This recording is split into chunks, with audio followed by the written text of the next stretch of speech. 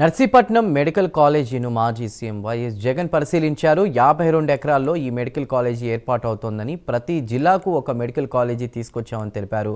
Medical కాలేజీలను ప్రైవేటీకరణ చేస్తే పేదోడికి వైద్యం ఎలా అందుతుందని ప్రశ్నించారు. పేదవాడికి మల్టీ స్పెషాలిటీ వైద్య సేవలు అందించడానికే ప్రతి జిల్లాకు ఒక మెడికల్ కాలేజీ తీసుకొచ్చామని అన్నారు.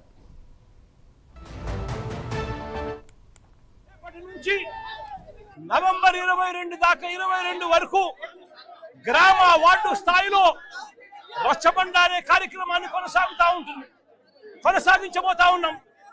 వార్డుల్లోనూ గ్రామాల్లోనూ చంద్రబాబు నాయుడు చేస్తా ఉన్న అన్యాయాలను, మెడికల్ కాలేజీలకు సంబంధించి జరుగుతా ఉన్న నష్టాన్ని ప్రజలకు వివరించడమే కాకుండా చంద్రబాబు నాయుడు గారు సూపర్ 6, సూపర్ 7 పేరుతో చేసిన మోసాలను కూడా ప్రజలకు వివరించే కార్యక్రమం ఈ రచ్చబండ ద్వారా చేస్తాం.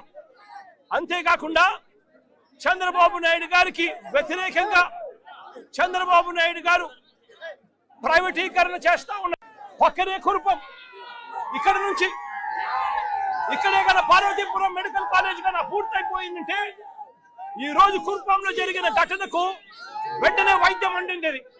ఈ రోజు కురుపంలో వైద్యం అందక 611 మంది కురుపం ట్రైబల్ రెసిడెన్షియల్ స్కూల్లో చదువుతా ఉన్న వాళ్ళు వైద్యం అందక ఏకంగా 2 పిల్లలు చనిపోయిన పరిస్థితులు కనిపిస్తా ఉన్నాయి.